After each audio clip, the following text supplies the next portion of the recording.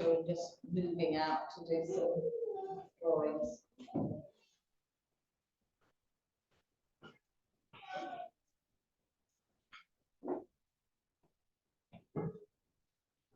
Each week when I send my sermon PowerPoint off to Anne, the rectory has a little funny game quite often where they look at the slides, because they don't have the content of the sermon, and see if they can guess what on earth I am going to say based on the slides.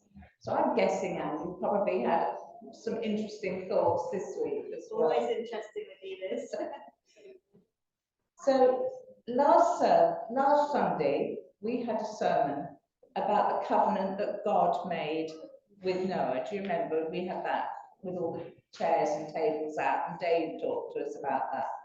But this week, the story moves on to another covenant, another promise that God made with Abraham. Although strictly speaking, we should probably talk about Abraham and not Abraham and his wife Sarah. So Abram and his wife Sarai had been married for many years.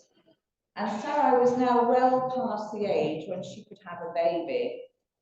But God had made a covenant, a promise to Abram, that he said he would inherit all the land from the river Nile to the river of Euphrates.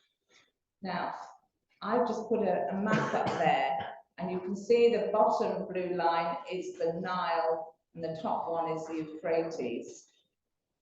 And God said that this would be the territory of the Kenites, the Kenizzites, the Cadmonites, the Hittites, the Perizzites, the Rephaim, the Amorites, the Canaanites, the Girgashites, and the Jebusites. And what was more, this land would be passed on to Abram's descendants. Now, when you look at that map, you might now begin to see why we have a problem in the Middle East. That the Israelites were told that all of that land between those two rivers was going to be theirs forever. And you can see a problem that's coming towards you like a train down a tunnel. And in a single verse, and with one look, and there it is, the topography of Canaan, we can begin to see the source of many of the current problems between Israel and Gaza. But actually, it got more complicated, because what in life doesn't get more complicated when there's a problem? Because Abram had one immediate concern. God's saying, your descendants, you're all going to have all this massive piece of land. But he didn't have any children. And he's 99 years old. And he couldn't see having a child with Sarai looked extremely likely, or even remotely likely. She was 80.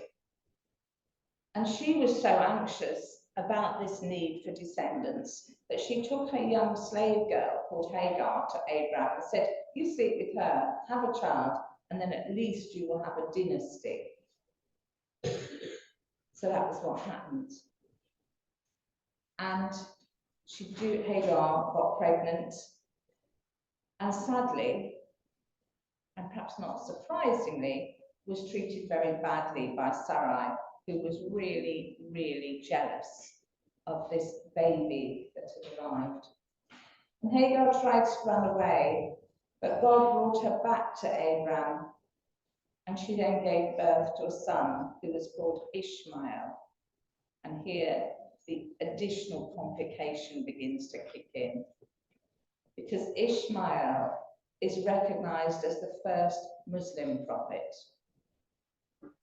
and is said to have lived in Mecca and helped Abraham to build the Kaaba, which is the site of a Muslim pilgrimage.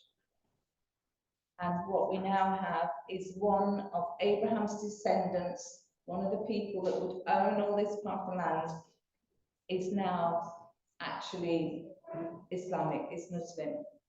And you can see the problems that are going to face them down the centuries. It makes me go all shivery just thinking how many centuries the problem we've now got has been developing. But God appeared again to Abraham and said, I told you that you will have many descendants, and you will. And as a possession for all time, I give you the whole of the land of Canaan. Even more trouble being stored up for the future. And Abraham was still trying to work out how he was going to have so many descendants, when God said that Sarai, who was now 90, would have a child. And that child would be the start of a great nation. Now, I don't know whether 90 was her real age, but I think we can take it for granted that it was a symbol of a great age. And so, as a symbol of this massive promise, Abram was to be renamed Abraham, and Sarai would become Sarah. And Abraham and Sarah had to trust God and allow him to work in their lives, even when what was being promised seemed impossible. But what we know is that that promise came true. Sarah and Abraham did have a son, and he was called Isaac. And Isaac was a father to twin sons, Esau and Jacob. And we have many stories about them.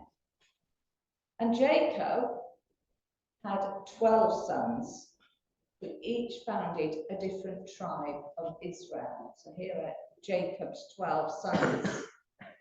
And ones, if you've ever seen Joseph's amazing Technicolor Dreamcoat, you will recognize some of those names in there. So there we have these 12 sons forming the 12 tribes of Israel, and all Jewish people are said to belong to one of these tribes. Remember that in the Bible it said that Abraham was promised he would have descendants like the stars in the sky. There would be so many of them. And now there were, through these 12 tribes. And the tribes lived in different bits of the promised land until King David came along, who was, of course, one of these tribes. And he unified Israel, Canaan, in about 1000 BC, 1000 years before Jesus. So this is a story of Abraham and Sarah really having to trust God. And they gained something they thought was impossible, a son who would be the foundation of a nation of people, a nation more numerous, as God said, than stars in the sky. But let me tell you, that didn't happen in a rush. Jane Williams, in one of her books, looks at this story and says that what we should take from it is that we can trust God. She suggests that we should not use Lent as a time to try and make ourselves holier, but instead use it as a time to really explore the trustworthiness of God. And that means looking at what it is that you want in your life. Now, I am pretty sure that it's not to be the father and mother of nations, and I may not be as old as Sarah, I'm certainly not 90 yet, but in my 70s, the thought of somebody saying, now you're going to have a child, would fill me with horror. But those years have gone, thank goodness. But I'm not sure, looking around at you, the people I know, that what you're looking for is great riches. That isn't the people that I know in this place. So what is it that you really want from your life? What lies deeply buried inside of you? And how does that fit with today's gospel reading? Because the reading from Mark is of Jesus speaking very plainly indeed. He is trying to tell those listening that the future is not going to be easy. And we know in this run-up to Holy Week and Jesus' death on the cross, that we know this is going to be a future for Jesus of pain and suffering. And it will be for that those who are his friends. And Jesus knew he would be reviled, he would be rejected, he was going to suffer. And Peter gets really upset when he hears this message from Jesus. He doesn't want to know that, and tries to stop Jesus talking that way. And here, when I read that gospel, it felt very much like today. We've got a general election happening this year, and everything the politicians say is monitored by the spin doctors who are trying to keep them upbeat and on message. They're on every news. Every time we turn the news on, they are spinning the news. And here we have Peter hearing Jesus going off message. Instead of being relentlessly upbeat and positive, he's decided to tell the unvarnished truth.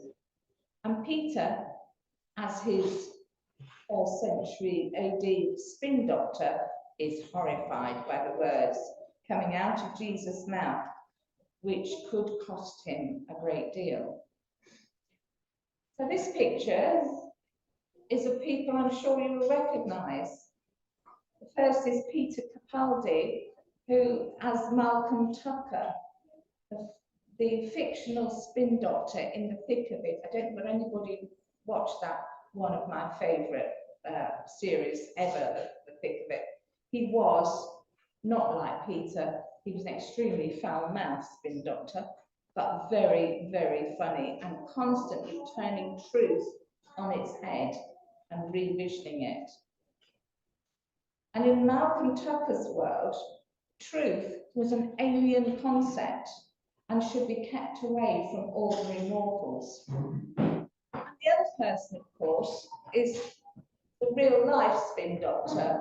I'm sure you all recognise him, Dominic Cummings, who drove to Barnard Castle in the northeast of England to test his eyesight in the midst of a pandemic. He was a spin doctor that could turn truth on its head and make it something different. But Jesus, when he told the unvarnished truth, the absolute truth to his disciples, needed them to let go of this idea of spinning stuff, of pretense, of the glitzy ideas about world domination. He needed them to see reality. Things were going to get very tough. And after what happened to him, there would be fallout, which would affect them. And they needed to face up to that and be ready to trust in God and to step into uncharted territory. So this Lent, I want to suggest to you, is a time for each of us to face up to the truth about ourselves, our strengths and our weaknesses. Abraham had to look far into the distant future. Perhaps we too need to look further ahead in our own lives and to put our trust in God and the amazing life-giving freedom we're offered if we just care to accept. And it probably isn't going to be easy, but it could be very exciting to live a life based on what God wants for each and every one of us. So let me just show you the words of Psalm 119. Teach me, O Lord, the way of your statutes, and I will observe it to the end. I'm going to suggest to you that perhaps this week, as we've had much to consider in our lives and as a parish, that we consider and think about observing what we've been taught, to read our Bibles, to pray. We had in Julia a fine example of that. And so I'm going to suggest that we are reminded tonight, today, to turn back as if we've lost our way and risk trusting our lives to God and keep going for the long haul. So shall we just say these words together? Teach me, O Lord, the way of your statutes, and I will observe it to the end.